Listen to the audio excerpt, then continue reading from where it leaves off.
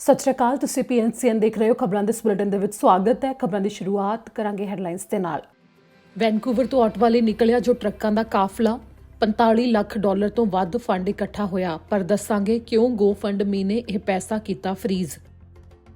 Vancouver ਵਿੱਚ ਇੱਕ ਰਾਹ ਜਾਂਦੀ ਲੜਕੀ ਦੇ ਉੱਤੇ ਅਣਜਾਣ ਵਿਅਕਤੀ ਨੇ ਕਰ ਦਿੱਤਾ ਸੀ ਹਮਲਾ, ਦੱਸਾਂਗੇ ਇਸ ਮਾਮਲੇ ਦੀ ਜਾਂਚ ਬਾਰੇ ਕੀ ਹੈ ਤਾਜ਼ਾ ਅਪਡੇਟ।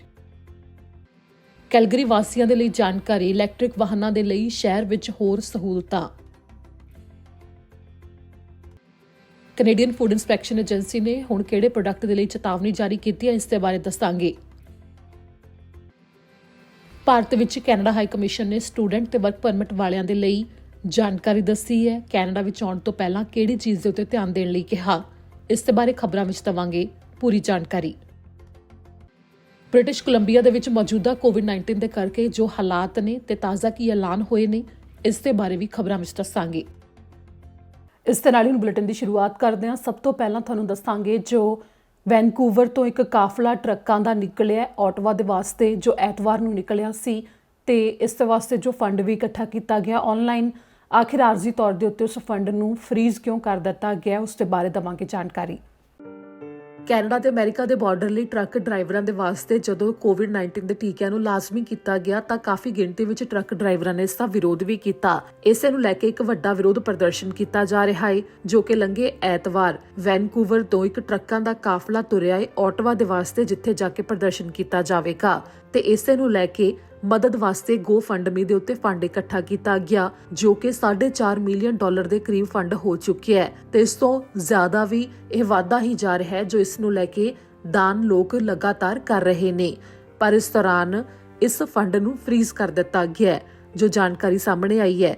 ਦਰਅਸਲ ਕੈਨੇਡਾ ਤੇ ਅਮਰੀਕਾ ਨੇ 15 ਜਨਵਰੀ ਤੋਂ ਹੀ ਲਾਗੂ ਕਰ ਦਿੱਤਾ ਸੀ ਕਿ ਬਾਰਡਰ ਪਾਰ ਕਰਨ ਦੇ ਵਾਸਤੇ ਜੋ ਟਰੱਕ ਡਰਾਈਵਰ ਨੇ ਉਹਨਾਂ ਨੂੰ ਵੀ ਕੋਵਿਡ-19 ਦੇ ਟੀਕੇ ਲਗਾਉਣੇ ਲਾਜ਼ਮੀ ਹੋਣਗੇ। ਤੇ 22 ਜਨਵਰੀ ਤੋਂ ਮੈਕਸੀਕੋ ਦੇ ਬਾਰਡਰ ਦੇ ਲਈ ਵੀ ਅਜਿਹਾ ਕੀਤਾ ਗਿਆ। ਤਾਂ ਉਧਰ ਜੋ ਕਿ ਆਨਲਾਈਨ ਫੰਡ ਇਕੱਠਾ ਕੀਤਾ ਗਿਆ ਇਸ ਪ੍ਰਦਰਸ਼ਨ ਦੇ ਵਾਸਤੇ, ਉਹ ਹਜੇ ਵੀ ਇਸ ਸੰਬੰਧੀ ਦਾਨ ਲੋਕਾਂ ਦੇ ਵੱਲੋਂ ਕੀਤਾ ਜਾ ਰਿਹਾ ਹੈ, ਪਰ ਇਸ ਨੂੰ ਫਿਲਹਾਲ ਫਰੀਜ਼ ਕਰ ਦਿੱਤਾ ਗਿਆ ਹੈ ਕਿ ਇਸ ਫੰਡ ਦੀ ਵਰਤੋਂ ਨਹੀਂ ਕਰ ਸਕਦੇ ਉਹ ਜਿਨ੍ਹਾਂ ਨੇ ਇਸ ਫੰਡ ਨੂੰ ਇਕੱਠਾ ਕੀਤੇ ਜਾਣ ਦੇ ਬਾਰੇ ਇਹ ਪੇਜ ਬਣਾਇਆ ਸੀ। GoFundMe ਦੇ ਉੱਤੇ ਜੋ ਇਹ ਪੇਜ ਹੈ ਉਸ ਦੇ ਉੱਤੇ ਲਿਖਿਆ ਹੋਇਆ ਹੈ ਕਿ ਜੋ ਇਸ ਕਾਫਲੇ ਵਿੱਚ ਡਰਾਈਵਰ ਜਾ ਰਹੇ ਨੇ ਉਹਨਾਂ ਦੇ ਟਰੱਕਾਂ ਵਿੱਚ ਤੇਲ ਪਾਉਣ ਵਾਸਤੇ, ਉਹਨਾਂ ਦੇ ਭੋਜਨ ਵਾਸਤੇ ਤੇ ਨਾਲ ਹੀ ਇਸ ਟ੍ਰਿਪ ਦੇ ਵਾਸਤੇ ਜੋ ਕਿ ਆਟਵਾ ਤੱਕ ਜਾ ਰਿਹਾ ਹੈ, ਹੋਰ ਜੋ ਖਰਚਾ ਆਉਣਾ ਹੈ ਉਸ ਦੇ ਵਿੱਚ ਇਸ ਫੰਡ ਦੀ ਵਰਤੋਂ ਕੀਤੀ ਜਾਣੀ ਹੈ।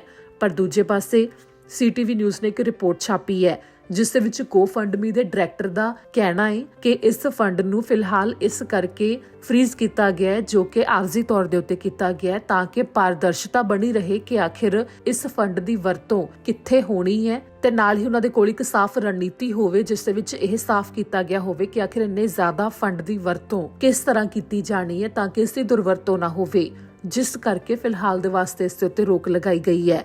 ਜਿਸ ਦੇ ਬਾਰੇ ਦੱਸਿਆ ਗਿਆ ਹੈ ਕਿ ਇਸ ਫੰਡ ਨੂੰ ਦੇ ਦਿੱਤਾ ਜਾਵੇਗਾ ਕਿ ਫਰੀਜ਼ ਕੀਤਾ ਗਿਆ, ਜੋ ਇਸ ਨੂੰ ਹਟਾ ਦਿੱਤਾ ਜਾਵੇਗਾ, ਪਰ ਉਸ ਦੇ ਵਾਸਤੇ ਪੂਰਾ ਕਾਗਜ਼ੀ ਕੰਮ ਹੈ ਜੋ ਉਹ ਉਹਨਾਂ ਨੂੰ ਚਾਹੀਦਾ, ਜਿਸ ਦੇ ਵਿੱਚ ਪਾਰਦਰਸ਼ਤਾ ਹੋਵੇ ਕਿ ਇਸ ਦੀ ਵਰਤੋਂ ਕਿਸ ਤਰੀਕੇ ਦੇ ਨਾਲ ਤੇ ਕਿਵੇਂ ਕੀਤੀ ਜਾਣੀ ਹੈ। ਅੱਗੇ ਖਬਰ, ਜੋ ਨਵੇਂ ਸਾਲ ਦੀ ਸ਼ਾਮ ਨੂੰ ਇੱਕ 22 ਸਾਲ ਦੀ ਲੜਕੀ ਉੱਤੇ ਵੈਨਕੂਵਰ ਵਿੱਚ ਹਮਲਾ ਕੀਤੇ ਜਾਣ ਦਾ ਮਾਮਲਾ ਸਾਹਮਣੇ ਆਇਆ ਸੀ। ਅਣਜਾਣ ਵਿਅਕਤੀ ਵੱਲੋਂ ਉਸ ਵਿਅਕਤੀ ਦੀ ਗ੍ਰਿਫਤਾਰੀ ਹੋ ਚੁੱਕੀ ਹੈ। ਵੈਨਕੂਵਰ ਪੁਲਿਸ ਨੇ ਕਿਹਾ ਹੈ ਕਿ ਇਸ ਵਿਅਕਤੀ ਨੂੰ ਗ੍ਰਿਫਤਾਰ ਕਰ ਲਿਆ ਗਿਆ ਹੈ ਜਿਸ ਨੇ ਕਿ ਇੱਕ ਲੜਕੀ ਦੇ ਉੱਤੇ ਹਮਲਾ ਕੀਤਾ। ਵੈਨਕੂਵਰ ਡਾਊਨਟਾਊਨ ਵਿੱਚ ਪਿਛਲੇ ਮਹੀਨੇ ਦਾ ਇਹ ਮਾਮਲਾ ਹੈ ਤੇ ਇਹ ਘਟਨਾ ਕੈਮਰੇ ਦੇ ਵਿੱਚ ਵੀ ਕੈਦ ਹੋ ਗਈ, ਜਿਸ ਦੇ ਬਾਰੇ ਪੁਲਿਸ ਨੇ ਦੱਸਿਆ ਕਿ ਕਰੀਬ 50 ਸਾਲ ਇਸ ਵਿਅਕਤੀ ਦੀ ਉਮਰ ਹੈ, ਜਿਸ ਦਾ ਨਾਮ ਸਟੀਵਨ ਫੋਰਬਸ ਦੱਸਿਆ ਗਿਆ ਹੈ, ਜਿਸ ਦੇ ਉੱਤੇ ਹਮਲੇ ਦਾ ਮਾਮਲਾ ਦਰਜ ਕੀਤਾ ਗਿਆ ਤੇ ਇਸ ਨੂੰ ਫਿਲਹਾਲ ਹਿਰਾਸਤ ਦੇ ਵਿੱਚ ਹੀ ਰੱਖਿਆ ਜਾਵੇਗਾ। ਇਸ ਦੇ ਬਾਰੇ ਵੀ ਦੱਸਿਆ ਗਿਆ। ਦਰਅਸਲ ਨਵੇਂ ਸਾਲ ਦੀ ਸ਼ਾਮ ਨੂੰ ਇਹ ਹਮਲਾ ਕੀਤਾ ਗਿਆ ਸੀ, ਜਿਸ ਤੋਂ ਬਾਅਦ ਵੀਡੀਓ ਜਾਰੀ ਕੀਤੀ ਗਈ ਸੀ। ਪੁਲਿਸ ਅਧਿਕਾਰੀਆਂ ਨੇ ਦੱਸਿਆ ਕਿ ਉਹਨਾਂ ਨੂੰ ਕਾਫੀ ਲੋਕਾਂ ਨੇ ਇਸ ਵਿਅਕਤੀ ਦੇ ਬਾਰੇ ਜਾਣਕਾਰੀ ਦਿੱਤੀ, ਜਿਸ ਤੋਂ ਬਾਅਦ ਹੁਣ ਮੰਗਲਵਾਰ ਦੀ ਸਵੇਰ ਨੂੰ ਇਸ ਨੂੰ ਗ੍ਰਿਫਤਾਰ ਕਰ ਲਿਆ ਗਿਆ। ਵੈਨਕੂਵਰ ਡਾਊਨਟਾਊਨ ਦੇ ਵਿੱਚੋਂ ਹੀ ਇਹ ਵੀਡੀਓ 31 ਦਸੰਬਰ ਦੀ ਸ਼ਾਮ ਦੀ ਹੈ, ਜਿਸ ਦੇ ਵਿੱਚ 22 ਸਾਲ ਦੀ ਲੜਕੀ ਦੇ ਉੱਤੇ ਇਸ ਅਣਜਾਣ ਵਿਅਕਤੀ ਨੇ ਇੱਕਦਮ ਹਮਲਾ ਕਰ ਦਿੱਤਾ, ਜੋ ਕਿ ਵੈਸਟ ਜਾਰਜੀਆ ਸਟਰੀਟ ਦੇ ਉੱਤੇ ਤੁਰੀ ਜਾ ਰਹੀ ਸੀ। ਅੱਗੇ ਜਾਣਕਾਰੀ ਕਿ ਸਰੀ ਦੇ ਵਿੱਚ ਇੱਕ ਔਰਤ ਤੇ ਉਸਦੇ 1 ਸਾਲ ਦੇ ਬੱਚੇ ਉੱਤੇ ਹਮਲਾ ਕੀਤੇ ਜਾਣ ਦਾ ਮਾਮਲਾ ਸਾਹਮਣੇ ਆਇਆ, ਜਿਸ ਦੇ ਵਿੱਚ ਪੁਲਿਸ ਨੇ ਚਸ਼ਮਦੀਦਾਂ ਤੋਂ ਸਹਿਯੋਗ ਦੀ ਮੰਗ ਕੀਤੀ ਹੈ। ਸਰੀ ਆਰਸੀਐਮਪੀ ਨੇ ਕਿਹਾ ਹੈ ਕਿ ਉਹ ਇੱਕ ਮਾਮਲੇ ਦੀ ਜਾਂਚ ਦੇ ਲਈ ਚਸ਼ਮਦੀਦਾਂ ਦੀ ਭਾਲ ਵਿੱਚ ਨੇ। ਦਰਅਸਲ ਸਰੀ ਦੇ ਨਿਊਟਨ ਖੇਤਰ ਵਿੱਚ ਇੱਕ ਹਮਲੇ ਦਾ ਮਾਮਲਾ ਸਾਹਮਣੇ ਆਇਆ ਸੀ ਦਸੰਬਰ 2021 ਵਿੱਚ, ਜੋ ਕਿ ਦਸੰਬਰ 15, 2021 ਨੂੰ ਸਵੇਰ ਦੇ 11:17 ਦਾ ਸਮਾਂ ਸੀ, ਜਦੋਂ ਇੱਕ ਔਰਤ ਤੇ ਉਸਦੇ 1 ਸਾਲ ਦੇ ਬੱਚੇ ਦੇ ਉੱਤੇ ਇੱਕ ਵਿਅਕਤੀ ਨੇ ਹਮਲਾ ਕਰ ਦਿੱਤਾ। ਜਦੋਂ ਉਹ ਸਰੀ ਦੇ ਵਿੱਚ 74 120 ਸਟਰੀਟ ਦੇ ਕੋਲ ਸੜਕ ਪਾਰ ਕਰਨ ਦੇ ਲਈ ਉਡੀਕ ਕਰ ਰਹੀ ਸੀ ਤਾਂ ਇੱਕ ਵਿਅਕਤੀ ਉਹਨਾਂ ਦੇ ਕੋਲ ਆਇਆ ਜਿਸ ਨੂੰ ਉਹ ਨਹੀਂ ਜਾਣਦੀ ਸੀ ਤੇ ਉਹਨਾਂ ਦੇ ਉੱਤੇ ਹਮਲਾ ਕੀਤਾ ਤੇ ਉਹਨਾਂ ਨੂੰ ਧਮਕੀਆਂ ਵੀ ਉਹ ਦੇਣ ਲੱਗਿਆ, ਜਿਸ ਤੋਂ ਬਾਅਦ ਮੌਕੇ ਦੇ ਉੱਤੇ ਆਲੇ ਦੁਆਲੇ ਜੋ ਵਿਅਕਤੀ ਮੌਜੂਦ ਸਨ ਉਹਨਾਂ ਨੇ ਉਸ ਹਮਲਾ ਕਰਨ ਵਾਲੇ ਵਿਅਕਤੀ ਨੂੰ ਫੜ ਲਿਆ ਜਦੋਂ ਤੱਕ ਪੁਲਿਸ ਨਹੀਂ ਆਈ। ਇਸ ਦੌਰਾਨ ਪੁਲਿਸ ਨੇ ਦੱਸਿਆ ਕਿ ਜਦੋਂ ਮੌਕੇ ਦੇ ਉੱਤੇ ਪਹੁੰਚੇ ਤਾਂ ਮਾਂ ਤੇ ਉਸ ਦਾ ਬੱਚਾ ਸੁਰੱਖਿਅਤ ਸਨ, ਕਿ ਉਹਨਾਂ ਨੂੰ ਸੱਟਾਂ ਨਹੀਂ ਸੀ ਆਈਆਂ, ਪਰ ਮਾਨਸਿਕ ਤੌਰ ਦੇ ਉੱਤੇ ਉਸ ਔਰਤ ਦੇ ਉੱਤੇ ਕਾਫੀ ਜ਼ਿਆਦਾ ਇਸ ਦਾ ਪ੍ਰਭਾਵ ਪਿਆ, ਜਿਸ ਤੋਂ ਬਾਅਦ ਸ਼ੱਕੀ ਨੂੰ ਤੁਰੰਤ ਗ੍ਰਿਫਤਾਰ ਕਰ ਲਿਆ ਗਿਆ ਤੇ BC ਪ੍ਰੋਸੀਕਿਊਸ਼ਨ ਸਰਵਿਸ ਨੂੰ ਇਸ ਦੀ ਜਾਣਕਾਰੀ ਦਿੱਤੀ ਗਈ।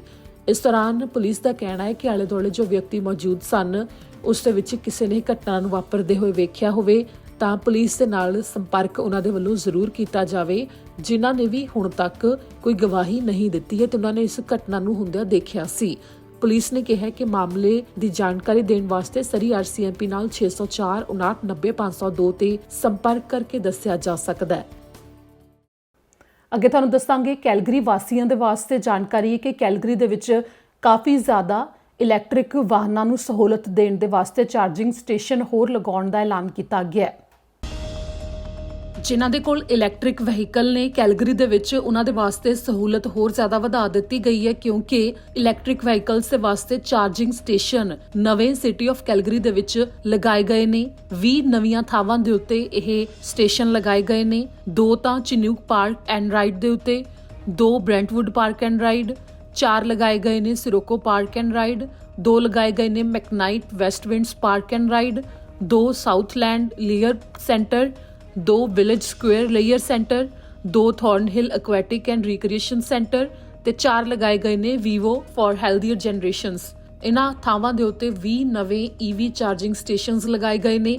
ਜਿਨ੍ਹਾਂ ਦੇ ਕੋਲ ਇਲੈਕਟ੍ਰਿਕ ਵਾਹਨ ਨੇ ਉਹਨਾਂ ਦੇ ਵਾਸਤੇ ਇਸ ਸਹੂਲਤ ਨੂੰ ਹੋਰ ਵਧਾਇਆ ਗਿਆ ਹੈ। ਦਰਅਸਲ ਕੈਲਗਰੀ ਦੇ ਵਿੱਚ ਇੱਕ ਪ੍ਰੋਜੈਕਟ ਜਿਸ ਦੇ ਉੱਤੇ ਕੰਮ ਕੀਤਾ ਗਿਆ, ਪਲਾਨ ਬਣਾਇਆ ਗਿਆ ਕਿ zero emission vehicle infrastructure program ਹੈ ਜੋ ਕੈਨੇਡਾ ਸਰਕਾਰ ਵੱਲੋਂ ਸ਼ੁਰੂ ਕੀਤਾ ਗਿਆ, ਉਸ ਦੇ ਵਿੱਚ ਵੀ ਯੋਗਦਾਨ ਪਾਇਆ ਜਾ ਰਿਹਾ ਹੈ, ਜਿਸ ਦੇ ਪਿੱਛੇ ਟੀਚਾ ਇਹੋ ਹੈ ਕਿ ਜ਼ਿਆਦਾ ਤੋਂ ਜ਼ਿਆਦਾ ਲੋਕ ਜੋ ਇਲੈਕਟ੍ਰਿਕ ਵਾਹਨ ਨੇ ਉਹਨਾਂ ਨੂੰ ਚਲਾਉਣ, ਨਾ ਕਿ ਜੋ ਗੈਸ ਵਾਲੇ ਵਾਹਨ ਨੇ ਉਹਨਾਂ ਨੂੰ ਚਲਾਇਆ ਜਾਵੇ, ਜਿਸ ਦੇ ਕਰਕੇ ਪ੍ਰਦੂਸ਼ਣ ਜ਼ਿਆਦਾ ਹੁੰਦਾ ਹੈ। ਜੋ ਇਹ ਪ੍ਰੋਜੈਕਟ ਹੈ ਉਸ ਦੇ ਵਿੱਚ $2,64,000 ਤੱਕ ਦਾ ਖਰਚਾ ਆਇਆ ਹੈ, ਜਿਸ ਦੇ ਬਾਰੇ ਜਾਣਕਾਰੀ ਦਿੱਤੀ ਗਈ ਹੈ, ਜਿਸ ਦੇ ਵਿੱਚ ਨੈਚੁਰਲ ਰਿਸੋਰਸਿਸ ਕੈਨੇਡਾ ਦੇ ਵੱਲੋਂ $1 ਲੱਖ ਦਾ ਯੋਗਦਾਨ ਪਾਇਆ ਗਿਆ ਹੈ, ਐਨਮੈਕਸ ਦੇ ਵੱਲੋਂ $1,20,000 ਦਾ ਯੋਗਦਾਨ ਪਾਇਆ ਗਿਆ ਹੈ ਤੇ ਸਿਟੀ ਆਫ ਕੈਲਗਰੀ ਨੇ $44,000 ਦਾ ਯੋਗਦਾਨ ਪਾਇਆ ਹੈ।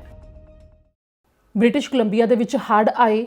ਹਾਈਵੇ ਦੇ ਉੱਤੇ ਪਹਾੜ ਤੋਂ ਮਿੱਟੀ ਖਿਸਕਣ ਦੇ ਕਰਕੇ ਕਾਫੀ ਨੁਕਸਾਨ ਹੋਇਆ ਤੇ ਇਸੇ ਦੌਰਾਨ ਹਾਈਵੇ ਕਈ ਹਿੱਸਿਆਂ ਤੋਂ ਨੁਕਸਾਨਿਆ ਗਿਆ ਸੀ ਤੇ ਇਸੇ ਨੂੰ ਲੈ ਕੇ ਬ੍ਰਿਟਿਸ਼ ਕੋਲੰਬੀਆ ਸਰਕਾਰ ਨੇ ਸੋਮਵਾਰ ਨੂੰ ਇੱਕ ਅਪਡੇਟ ਜਾਰੀ ਕੀਤੀ ਕਿ ਸੋਮਵਾਰ ਨੂੰ ਜੋ ਹਾਈਵੇ 1 ਦਾ ਹਿੱਸਾ ਹੈ ਉਹ ਖੋਲ੍ਹ ਦਿੱਤਾ ਗਿਆ ਹੈ। ਬ੍ਰਿਟਿਸ਼ ਕੋਲੰਬੀਆ ਵਿੱਚ ਹਾਈਵੇ 1 ਦਾ ਉਹ ਹਿੱਸਾ ਜੋ ਕਿ ਹੜ੍ਹ ਕਰਕੇ ਕਾਫੀ ਜ਼ਿਆਦਾ ਬੁਰੀ ਤਰ੍ਹਾਂ ਪ੍ਰਭਾਵਿਤ ਹੋਇਆ ਸੀ, ਹੁਣ ਖੋਲ ਦਿੱਤਾ ਗਿਆ ਫਰੇਜ਼ਰ ਕੈਨੀਅਨ ਦੇ ਵਿੱਚ। ਸੋਮਵਾਰ ਦੀ ਦੁਪਹਿਰ ਨੂੰ ਇਹ ਹਿੱਸਾ ਖੋਲਿਆ ਗਿਆ ਆਮ ਲੋਕਾਂ ਦੇ ਵਾਸਤੇ, ਜਿਸ ਦੇ ਨਾਲ ਹੀ ਡਰਾਈਵਰਾਂ ਨੂੰ ਇਹ ਵੀ ਕਿਹਾ ਗਿਆ ਕਿ ਕਰੀਬ 2 ਘੰਟੇ ਜਾਂ ਇਸ ਤੋਂ ਜ਼ਿਆਦਾ ਦੀ ਉਡੀਕ ਉਹਨਾਂ ਨੂੰ ਕਰਨੀ ਪੈ ਸਕਦੀ ਹੈ, ਕਿ ਆਮ ਨਾਲੋਂ 2 ਘੰਟੇ ਤੋਂ ਵੱਧ ਸਮਾਂ ਲੱਗ ਸਕਦਾ ਹੈ ਇਸ ਰਾਹ ਦੇ ਰਾਹੀਂ ਜੇਕਰ ਕਿਸੇ ਨੇ ਜਾਣਾ ਹੈ, ਪਰ ਇਸ ਰਾਹ ਨੂੰ ਖੋਲ ਜ਼ਰੂਰ ਦਿੱਤਾ ਗਿਆ ਹੈ। ਜਿਸ ਦੇ ਬਾਰੇ ਟਰਾਂਸਪੋਰਟ ਮੰਤਰੀ ਰੌਬ ਫਲੇਮਿੰਗ ਨੇ ਜਾਣਕਾਰੀ ਦਿੰਦੇ ਹੋਏ ਕਿਹਾ ਕਿ ਨਵੰਬਰ ਵਿੱਚ ਜੋ ਹੜ੍ਹ ਦੇ ਕਰਕੇ ਹਾਲਾਤ ਬਣ ਗਏ ਸਨ, ਉਸ ਤੋਂ ਬਾਅਦ ਜੋ ਕ੍ਰਿਊ ਤੇ ਨਾਲ ਹੀ ਸਟਾਫ ਮੈਂਬਰ ਲਗਾਤਾਰ ਕੰਮ ਕਰਨ ਦੇ ਵਿੱਚ ਲੱਗੇ ਹੋਏ ਸਨ, ਉਹਨਾਂ ਦੇ ਕੰਮ ਦੀ ਬਦੌਲਤ ਇਹ ਹੋ ਸਕਿਆ ਕਿ ਇਸ ਸਮੇਂ ਹਾਈਵੇ 1 ਦੇ ਇਸ ਹਿੱਸੇ ਨੂੰ ਦੁਬਾਰਾ ਤੋਂ ਖੋਲ ਦਿੱਤਾ ਗਿਆ ਹੈ, ਜੋ ਕਿ ਲੋਅਰ ਮੇਨਲੈਂਡ ਨੂੰ ਬ੍ਰਿਟਿਸ਼ ਕੋਲੰਬੀਆ ਦੇ ਇੰਟੀਰੀਅਰ ਤੇ ਨਾਰਦਰਨ ਖੇਤਰਾਂ ਨਾਲ ਜੋੜਦਾ ਹੈ। ਹਾਈਵੇ 1 ਦੇ ਇਸ ਹਿੱਸੇ ਦੀ ਕਾਫੀ ਜ਼ਿਆਦਾ ਅਹਿਮੀਅਤ ਸੀ, ਜਿਸ ਦੇ ਕਰਕੇ ਕਾਫੀ ਪ੍ਰਭਾਵ ਵੀ ਪਿਆ ਜੋ ਸਪਲਾਈ ਦੇ ਕੰਮ ਦੇ ਉੱਤੇ ਵੀ ਤੇ ਨਾਲ ਹੀ ਆਮ ਲੋਕਾਂ ਨੇ ਵੀ ਜਦੋਂ ਟਰੈਵਲ ਕਰਨਾ ਸੀ ਤਾਂ ਉਹਨਾਂ ਨੂੰ ਵੀ ਕਾਫੀ ਦਿੱਕਤਾਂ ਦਾ ਸਾਹਮਣਾ ਕਰਨਾ ਪਿਆ। ਪਰ ਹਜੇ ਵੀ ਕਰੀਬ 2 ਘੰਟੇ ਤੱਕ ਦੀ ਦੇਰੀ ਹੈ ਜੋ ਆਮ ਲੋਕਾਂ ਨੂੰ ਹੋ ਸਕਦੀ ਹੈ ਜੋ ਡਰਾਈਵਰ ਇਸ ਰਾਹ ਦੇ ਰਾਹੀਂ ਜਾਣਗੇ। ਰਫ਼ਤਾਰ ਦੀ ਸੀਮਾ ਵੀ ਸੀਮਤ ਹੈ ਇਸ ਰਾਹ ਦੇ ਉੱਤੇ। ਅੱਗੇ ਦੱਸਾਂਗੇ ਜੋ ਕੈਨੇਡੀਅਨ ਫੂਡ ਇੰਸਪੈਕਸ਼ਨ ਏਜੰਸੀ ਨੇ ਚੇਤਾਵਨੀ ਨਵੇਂ ਪ੍ਰੋਡਕਟ ਨੂੰ ਲੈ ਕੇ ਜਾਰੀ ਕੀਤੀ ਹੈ। ਕੈਨੇਡੀਅਨ ਫੂਡ ਇੰਸਪੈਕਸ਼ਨ ਏਜੰਸੀ ਨੇ ਵਾਈਵ ਬ੍ਰਾਂਡ ਦੀ ਇਮਿਊਨਿਟੀ ਸੁਪਰ ਫੰਕਸ਼ਨਲ ਸਮੂਦੀ ਨੂੰ ਮਾਰਕੀਟ ਦੇ ਵਿੱਚੋਂ ਵਾਪਸ ਮੰਗਵਾਇਆ, ਜਿਸ ਦੀ 150 ਗ੍ਰਾਮ ਦੀ ਪੈਕਿੰਗ ਹੈ, ਜਿਸ ਦੇ ਬਾਰੇ ਦੱਸਿਆ ਗਿਆ ਕਿ ਉਸ ਦੇ ਵਿੱਚ ਇੱਕ ਕੈਮੀਕਲ ਦੀ ਮੌਜੂਦਗੀ ਹੋ ਸਕਦੀ ਹੈ, ਜਿਸ ਕਰਕੇ ਇਸ ਸਮੂਦੀ ਨੂੰ ਪੀਣ ਵਾਲੇ ਬਿਮਾਰ ਵੀ ਹੋ ਸਕਦੇ ਨੇ। ਜਿਸ ਦੇ ਬਾਰੇ ਦੱਸਿਆ ਗਿਆ ਕਿ ਜੋ ਰੀਕਾਲ ਹੈ ਜਾਰੀ ਕੀਤੀ ਗਈ ਉਸ ਪ੍ਰੋਡਕਟ ਦੇ ਵਾਸਤੇ, ਜਿਸ ਦੀ ਤਸਵੀਰ ਵੀ ਸਾਂਝੀ ਕੀਤੀ ਗਈ ਹੈ ਕਿ ਇਸ ਨੂੰ ਜਾਂ ਤਾਂ ਸੁੱਟ ਦਿੱਤਾ ਜਾਵੇ ਜਾਂ ਫਿਰ ਇਸ ਨੂੰ ਵਾਪਸ ਕਰ ਦਿੱਤਾ ਜਾਵੇ ਜਿੱਥੇ ਤੋਂ ਇਹ ਖਰੀਦੀ ਗਈ ਹੈ, ਜਿਸ ਦੇ ਵਿੱਚ ਕੱਚੀਆਂ ਬੇਰੀਜ਼ ਵਰਤੀਆਂ ਗਈਆਂ ਨੇ, ਜਿਸ ਦੇ ਵਿੱਚ ਸਾਈਨਾਈਡ ਦੀ ਮੌਜੂਦਗੀ ਹੋ ਸਕਦੀ ਹੈ, ਜਿਸ ਕਰਕੇ ਇਸ ਨੂੰ ਮਾਰਕੀਟ ਦੇ ਵਿੱਚੋਂ ਵਾਪਸ ਮੰਗਵਾਇਆ ਗਿਆ ਹੈ। ਇਵਾਈਵ ਨਿਊਟ੍ਰੀਸ਼ਨ ਇਨਕੋਰਪੋਰੇਸ਼ਨ ਕੰਪਨੀ ਹੈ, ਜਿਸ ਦੇ ਅਧੀਨ ਇਵਾਈਵ ਬ੍ਰਾਂਡ ਦੇ ਰਾਹੀਂ ਇਸ ਨੂੰ ਵੇਚਿਆ ਗਿਆ ਹੈ, ਜਿਸ ਦੀ ਵਰਤੋਂ ਤੋਂ ਬਾਅਦ ਜੇਕਰ ਕੋਈ ਬਿਮਾਰ ਹੋਇਆ ਤਾਂ ਤੁਰੰਤ ਉਹ ਆਪਣੇ ਡਾਕਟਰ ਦੇ ਨਾਲ ਸੰਪਰਕ ਕਰੇ। ਜਿਵੇਂ ਕਿ ਅਧਿਕਾਰੀਆਂ ਨੇ ਦੱਸਿਆ ਹੈ, ਇਸ ਸਮੂਦੀ ਵਿੱਚ ਕੱਚੀਆਂ ਐਲਡਰ ਬੇਰੀਜ਼ ਦੀ ਵਰਤੋਂ ਕੀਤੀ ਗਈ ਹੈ ਤੇ ਕੁਦਰਤੀ ਤੌਰ ਦੇ ਉੱਤੇ ਇਹਨਾਂ ਬੇਰੀਜ਼ ਦੇ ਵਿੱਚ ਸਾਈਨੋਜੈਨਿਕ ਗਲਾਈਕੋਸਾਈਡਸ ਹੁੰਦੇ ਨੇ, ਜਿਨ੍ਹਾਂ ਨੂੰ ਖਾਣ ਤੋਂ ਬਾਅਦ ਅੰਦਰ ਸਾਈਨਾਈਡ ਛੱਡਦੇ ਨੇ ਇਹ, ਤੇ ਸਾਈਨਾਈਡ ਜ਼ਹਿਰ ਹੈ ਮਨੁੱਖੀ ਸਰੀਰ ਦੇ ਵਾਸਤੇ। ਹੋਰ ਜਾਣਕਾਰੀ ਉਹਨਾਂ ਵਾਸਤੇ ਜਿਹੜੇ ਭਾਰਤ ਤੋਂ ਸਟੂਡੈਂਟ ਵੀਜ਼ਾ ਜਾਂ ਫਿਰ ਵਰਕ ਪਰਮਿਟ ਦੇ ਉੱਤੇ ਕੈਨੇਡਾ ਦੇ ਵਿੱਚ ਆਉਂਦੇ ਨੇ, ਅਗਰ 6 ਮਹੀਨੇ ਤੋਂ ਵੱਧ ਦਾ ਸਮਾਂ ਉਹਨਾਂ ਨੂੰ ਉੱਥੇ ਹੋ ਗਿਆ ਰਹਿੰਦਿਆਂ ਨੂੰ ਤੇ ਉਸ ਤੋਂ ਬਾਅਦ ਉਹ ਜਦੋਂ ਕੈਨੇਡਾ ਆਉਣ ਲੱਗੇ ਨੇ ਤਾਂ ਇਸ ਮੌਕੇ ਧਿਆਨ ਰੱਖਿਆ ਜਾਵੇ ਕਿ ਤੁਹਾਡਾ ਮੈਡੀਕਲ ਐਕਸਪਾਇਰ ਨਾ ਹੋ ਗਿਆ ਹੋਵੇ। ਜੇਕਰ ਮੈਡੀਕਲ ਐਕਸਪਾਇਰ ਹੋਵੇ ਤਾਂ ਵੀਜ਼ਾ ਹੈ ਜੋ ਉਸ ਨੂੰ ਵੈਲਿਡ ਨਹੀਂ ਮੰਨਿਆ ਜਾਂਦਾ, ਇਨਐਕਟਿਵ ਹੋ ਜਾਂਦਾ ਹੈ, ਉਸ ਨੂੰ ਐਕਟਿਵ ਨਹੀਂ ਮੰਨਿਆ ਜਾਂਦਾ ਤੇ ਇਸ ਦੌਰਾਨ 에ਅਰਪੋਰਟ ਤੋਂ ਵਾਪਸ ਮੋੜਿਆ ਜਾ ਸਕਦਾ ਹੈ। ਜਿਸ ਕਰਕੇ ਇਹ ਜ਼ਰੂਰ ਧਿਆਨ ਦਿੱਤਾ ਜਾਵੇ ਕਿ ਜਿਹੜਾ ਮੈਡੀਕਲ ਕਰਵਾਇਆ ਗਿਆ ਸੀ ਉਹ 12 ਮਹੀਨੇ ਤੋਂ ਪੁਰਾਣਾ ਨਾ ਹੋਇਆ ਹੋਵੇ, ਜਿਸ ਦੇ ਬਾਰੇ ਕੈਨੇਡੀਅਨ ਹਾਈ ਕਮਿਸ਼ਨ ਨੇ ਭਾਰਤ ਵਿੱਚ ਇਹ ਜਾਣਕਾਰੀ ਸਾਂਝੀ ਕੀਤੀ ਹੈ ਸਟੂਡੈਂਟਸ ਤੇ ਵਰਕ ਪਰਮਿਟ ਵਾਲਿਆਂ ਵਾਸਤੇ, ਜਿਸ ਦੇ ਵਿੱਚ ਇਸ ਗੱਲ ਤੇ ਧਿਆਨ ਦੇਣ ਨੂੰ ਕਿਹਾ ਹੈ ਕਿ 12 ਮਹੀਨੇ ਤੋਂ ਜ਼ਿਆਦਾ ਜੋ ਮੈਡੀਕਲ ਹੈ ਉਹ ਪੁਰਾਣਾ ਨਾ ਹੋਇਆ ਹੋਵੇ, ਤਾਂ ਕਿ ਜਦੋਂ ਤੁਸੀਂ 에ਅਰਪੋਰਟ ਦੇ ਉੱਤੇ ਪਹੁੰਚਦੇ ਹੋ ਤੁਹਾਨੂੰ ਕੋਈ ਉੱਥੇ ਕਈ ਵਾਰ ਹੋ ਸਕਦਾ ਹੈ ਕਿ ਇਮੀਗ੍ਰੇਸ਼ਨ ਦਾ ਜੋ ਅਧਿਕਾਰੀ ਬੈਠਾ ਹੈ ਜੋ ਉਹ ਕਾਰਨ ਵੀ ਨਹੀਂ ਦੱਸਦਾ, ਸਿੱਧਾ ਕਹਿ ਦਿੰਦਾ ਕਿ ਤੁਹਾਡਾ ਵੀਜ਼ਾ ਐਕਟਿਵ ਨਹੀਂ ਹੈ ਤੇ ਤੁਹਾਨੂੰ ਵਾਪਸ ਮੋੜ ਦਿੱਤਾ ਜਾਂਦਾ ਹੈ। ਤਾਂ ਇਸ ਪਿੱਛੇ ਮੁੱਖ ਕਾਰਨ ਇਹੋ ਹੋ ਸਕਦਾ ਕਿ ਮੈਡੀਕਲ ਐਕਸਪਾਇਰ ਹੋ ਗਿਆ ਹੋਵੇਗਾ, ਜਿਸ ਤੋਂ ਬਾਅਦ ਵੀਜ਼ਾ ਐਕਟਿਵ ਨਹੀਂ ਰਹਿੰਦਾ। ਹੁਣ ਰੁਕ ਅਗਲੀ ਖਬਰ ਦੇ ਵੱਲ ਕਰਦੇ ਹਾਂ। ਬ੍ਰਿਟਿਸ਼ ਕੋਲੰਬੀਆ ਦੇ ਵਿੱਚ ਜੋ ਮੌਜੂਦਾ ਹਾਲਾਤ ਨੇ ਉਸ ਦੇ ਬਾਰੇ ਅੱਜ ਜੋ ਤਾਜ਼ਾ ਜਾਣਕਾਰੀ ਸਾਂਝੀ ਕੀਤੀ ਗਈ ਹੈ। ਕੋਵਿਡ-19 ਦੇ ਕਰਕੇ ਕਿੰਨੇ ਅੰਕੜੇ ਹੁਣ ਤੱਕ ਸਾਹਮਣੇ ਆ ਚੁੱਕੇ ਨੇ, ਕਿੰਨਿਆਂ ਨੇ ਟੀਕੇ ਲਗਵਾ ਲਏ ਨੇ, ਇਸ ਦੇ ਬਾਰੇ ਬ੍ਰਿਟਿਸ਼ ਕੋਲੰਬੀਆ ਸਰਕਾਰ ਨੇ ਜੋ ਅੰਕੜੇ ਸਾਂਝੇ ਕੀਤੇ ਨੇ ਉਸ ਦੇ ਬਾਰੇ ਤੁਹਾਨੂੰ ਹੁਣ ਦੱਸਾਂਗੇ। 25 ਜਨਵਰੀ ਨੂੰ ਬ੍ਰਿਟਿਸ਼ ਕੋਲੰਬੀਆ ਸਰਕਾਰ ਨੇ ਜੋ ਜਾਣਕਾਰੀ ਸਾਂਝੀ ਕੀਤੀ ਉਸ ਦੇ ਵਿੱਚ ਦੱਸਿਆ ਕਿ ਸੂਬੇ ਦੇ 5 ਸਾਲ ਤੇ ਉਸ ਤੋਂ ਵੱਧ ਉਮਰ ਦੇ ਵਸਨੀਕਾਂ ਦੇ ਵਿੱਚੋਂ 99.6% ਨੇ ਕੋਵਿਡ-19 ਦੇ ਟੀਕੇ ਦੀ ਪਹਿਲੀ ਡੋਜ਼ ਲਗਵਾ ਲਈ ਹੈ ਤੇ 83.6% ਨੇ ਦੂਜੀ ਡੋਜ਼ ਵੀ ਲਗਵਾ ਲਈ ਹੈ। ਸੂਬੇ ਵਿੱਚ 12 ਸਾਲ ਤੇ ਇਸ ਤੋਂ ਵੱਧ ਉਮਰ ਦੇ ਯੋਗ ਲੋਕਾਂ ਵਿੱਚੋਂ 92.6% ਨੇ ਕੋਵਿਡ-19 ਟੀਕੇ ਦੀ ਪਹਿਲੀ ਡੋਜ਼ ਲਗਵਾ ਲਈ ਹੈ ਤੇ 99.9% ਨੇ ਦੂਜੀ ਤੇ 41.3% ਨੇ ਤੀਜੀ ਡੋਜ਼ ਵੀ ਲਗਵਾ ਲਈ ਹੈ। ਇਸ ਤੋਂ ਇਲਾਵਾ ਜੋ ਦੱਸਿਆ ਗਿਆ ਬ੍ਰਿਟਿਸ਼ ਕੋਲੰਬੀਆ ਵਿੱਚ ਕੋਵਿਡ-19 ਦੇ ਨਵੇਂ ਕੇਸ 25 ਜਨਵਰੀ ਨੂੰ 1446 ਰਿਪੋਰਟ ਕੀਤੇ ਗਏ ਨੇ ਤੇ ਹੁਣ ਤੱਕ ਸੂਬੇ ਵਿੱਚ ਕੁੱਲ ਕੋਵਿਡ-19 ਦੇ ਮਾਮਲੇ 3,14,522 ਸਾਹਮਣੇ ਆ ਚੁੱਕੇ ਨੇ, ਜਿਸ ਦੇ ਵਿੱਚ ਇਹ ਵੀ ਦੱਸਿਆ ਗਿਆ ਹੈ ਕਿ 32,468 ਐਕਟਿਵ ਮਾਮਲੇ ਇਸ ਸਮੇਂ ਮੌਜੂਦ ਨੇ ਤੇ 2,77,285 ਵਿਅਕਤੀ ਉਹ ਨੇ ਜਿਨ੍ਹਾਂ ਦਾ ਟੈਸਟ ਪੋਜ਼ਿਟਿਵ ਆਇਆ ਸੀ ਤੇ ਉਹ ਹੁਣ ਠੀਕ ਵੀ ਹੋ ਗਏ ਨੇ, ਯਾਨੀ ਕਿ ਇਹ ਰਿਕਵਰੀ ਦੇ ਅੰਕੜੇ ਨੇ। ਤੇ ਐਕਟਿਵ ਕੇਸਾਂ ਵਿੱਚੋਂ 985 ਕੋਵਿਡ-19 ਦੇ ਕਰਕੇ ਪੋਜ਼ਿਟਿਵ ਹੋਣ ਤੋਂ ਬਾਅਦ ਜ਼ਿਆਦਾ ਬਿਮਾਰ ਨੇ, ਜਿਸ ਕਰਕੇ ਇਹਨਾਂ ਨੂੰ ਹਸਪਤਾਲ ਦੇ ਵਿੱਚ ਰੱਖਣਾ ਪਿਆ ਤੇ 144 ਮਰੀਜ਼ ਅਜਿਹੇ ਨੇ ਜਿਹੜੇ ਕਿ ਕੋਵਿਡ-19 ਦੇ ਕਰਕੇ ICU ਦੇ ਵਿੱਚ ਭਰਤੀ ਨੇ। So today I'll be talking a little bit about our latest update on the COVID-19 public health response, some of the changes that are coming and will be posted in the coming days, and recognizing as well that we will be very soon at our 2-year anniversary from the very first case that we had here in British Columbia in our first press briefing on Friday. We do continue to see a gradual decline in our case rates over time and a leveling off of the test positivity. And as you know, the numbers of daily cases gives us a sense of trends using that one piece of surveillance data. But we also have other surveillance data that also supports that we are on that downward trend in community infections. But at the same time, the number of people in hospital remains high, and it's the highest it has been in our pandemic. And it's putting significant strain on our healthcare system. As our pandemic evolves and Omicron brings these new challenges, we have evolved our pandemic response, and I've talked quite a bit about that in the last 2 weeks. Last week, we made many changes that I had indicated in briefings before, but it challenges us when these things are different and new. As we shared last week and thinking at the heat map that we presented on Friday, we do know that even now with Omicron, some people are at much greater risk of hospitalization and severe illness. And we need to bear that in mind as we make these changes. The risk factors are clear.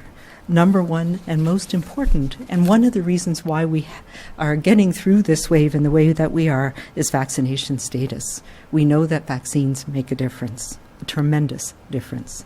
The other one, of course, is age. And from the very beginning, we've seen that the older we are, the higher likelihood we have of having more severe illness, and the higher likelihood we have of having other underlying conditions that may complicate an infection with something like COVID. And in particular, people who have compromised immune systems, what we've talked about as clinically extremely vulnerable, they are more at risk even with vaccination. We also know that with each vaccine that we receive, our risk of hospitalization goes down dramatically. Yes, we know that people who have been fully vaccinated have been infected with the virus, with Omicron in particular, and some may question that the effectiveness of vaccines overall. I want to assure you, and we see these data coming more and more now, it takes time to put these pieces of the puzzle together when something new and a new strain of the virus comes on the scene.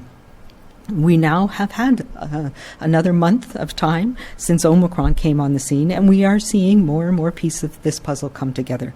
And it shows us the effectiveness of vaccines and the importance of vaccines and protecting people from severe illness.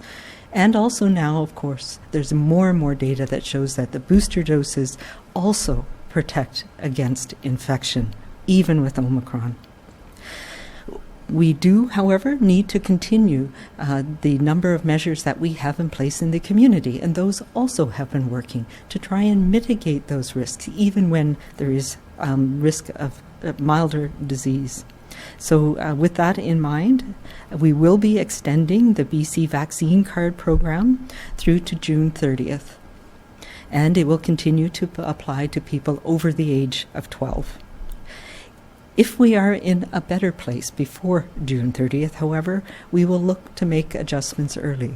The BC Vaccine Card program is specifically designed to address those and mitigate those risks that allow us to keep certain businesses and activities open during the period of the pandemic. As we move through this period, it will, I expect, no longer be necessary.